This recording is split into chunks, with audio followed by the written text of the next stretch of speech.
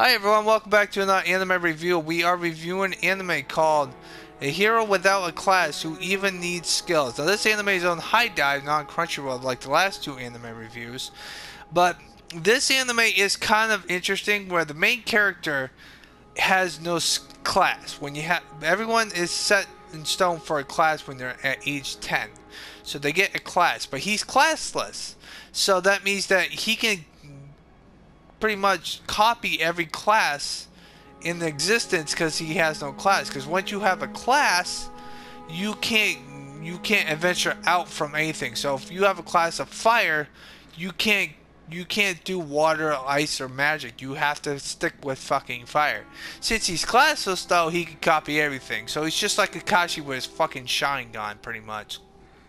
So the first half of the anime is he tries to master swords. The sword master, the person who trains him with the sword is his mother, and she's a sword master, a sword god, so to speak. She's fucking OP as fuck because she kicks the shit out of him until halfway through. But he decides to go into this. How do you say it? He goes into this school, this guild, because you have to have a guild to enter in tournaments and stuff like that. Since he's classless, he can do that. The thing about him, though, and this is the thing that I like about him, is that he kicks the shit out of everyone in the guild's class. Now there is a girl with red hair. She is in the second half, which I'll explain that later. But she is his crush, and the fact that I know that he likes her because she has big boobs. He actually says it to her fucking face, and she is like ridiculous. However, her friend that's part of the guild wants to marry him as well, so she tries to sleep with him, and he decides to tie her up with fucking sheets or fucking cloth, which I think was fucking hilarious.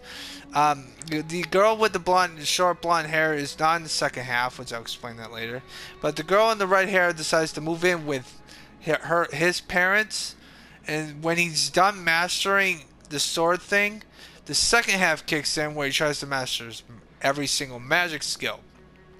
Which he does do that, and that introduces us to three new characters who have their own attributes. Every single the boy that has like that is the leader of the group. He has fire. I think one of the girls has water, and the other girl has wind. So pretty much that's what pretty much it is. He tries to master every single thing. Now there is a side plot to this, even though he's trying to master every single attribute of magic. He wants to there's a side plot where dark magic is not. The school wants to get rid of it because they think it's useless. However, at the very end, the main character shows that dark magic is allowed to unleash the ultimate magic of all time, which is stacking up all the magic attributes to kill every foe, pretty much. Which is kind of interesting because the teacher of the dark magic, the person that runs the dark magic, he dies, but his ghost is still there, and he likes to talk to the main cast of characters, and it's pretty fucking funny. But only happens at one end. Now the last episode is his and his fucking little sister, who is obsessed with him, and she wants to marry him, pretty much, so to speak. She has a godlike fucking skill that makes everyone bow down to her, which is interesting, but he already knows about it, so it doesn't really work out for her. However, she is obsessed and she wants to marry him. I don't know why, but it's just how it is. However, when they try to kidnap him, he kicks the shit out of every single person that tries to do it, and I think it's fucking hilarious. She wants to make a world where people don't shun classless heroes because she loves her brother so much. But it backfires at the end, so it doesn't really bother me. However, he does have two daughters. He has two sisters. Both sisters love him to death.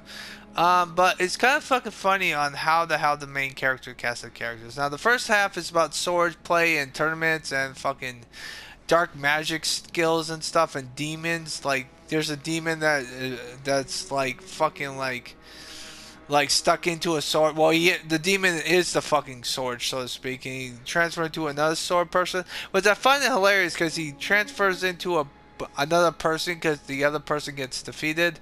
So the lunges into the blonde short girl's fucking dad, and he threatens to kill her, so he will let him go. Problem is, the main character doesn't love her, and he's gonna kill them both, which I think is fucking funny as hell because they joke around. This anime is comic relief all over the place. So yeah. Now the main thing on how he can copy the skills of everyone is that if he shows them or he works hard.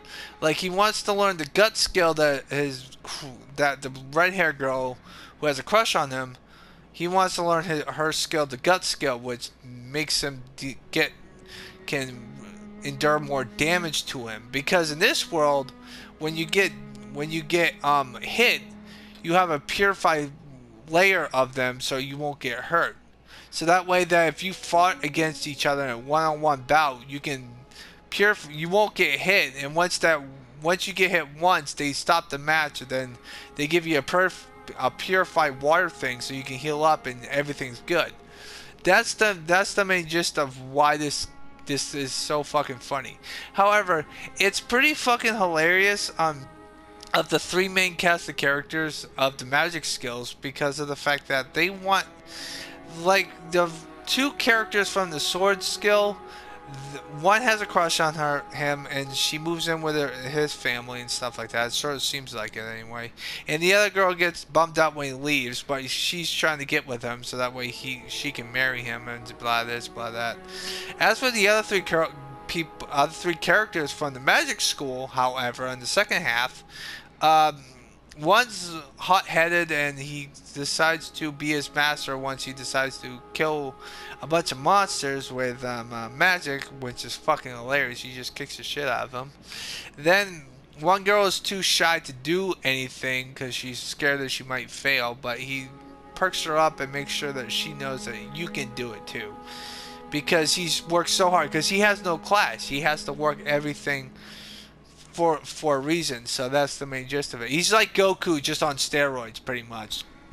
Like, he can copy it. He's like Goku and Kakashi's Sharingan Eye. Like, he can copy every move with his Sharingan, and he by fucking working himself half to death just to make sure that it works. So that's the main gist of this anime. Now, what do I give it? I give it a 9 out of 10. I love this anime so much. I feel like that High Dive did really good. There are a few obscure things here and there, like him obsessed with the red-haired girl's boobs, which I thought was fucking hilarious. Because the the girl with the short hair is flat-chested, and he calls her out on it, which I think is fucking hilarious. Oh my god, it's so fucking funny. Like, the fucking boob jokes are fucking hilarious, because all men are like boobs, apparently. But yeah, I'm giving this anime a 9 out of 10. It's been a while since I've gave an anime a 9 out of 10. I usually just give them like a 6 or a 7, but I love this anime. I hope there's a second season. It just came out last year. This, I think, November, December, so to speak. Now, before I end this anime review, I'm gonna let you in a little secret. I watched the first half dubbed, and I watched the second half sub, because I wasn't gonna wait until the fucking dub caught up. So, because when I watched this dub, it was like episode 6, and all the episodes were already unlocked. So I'm like, fuck this, I'm just gonna watch it sub now. So that's the main gist of it. Now, do I think that you guys will enjoy it? Yes, it's a very good anime, and I really have enjoyed it. I hope you guys have a nice positive day, and always stay positive.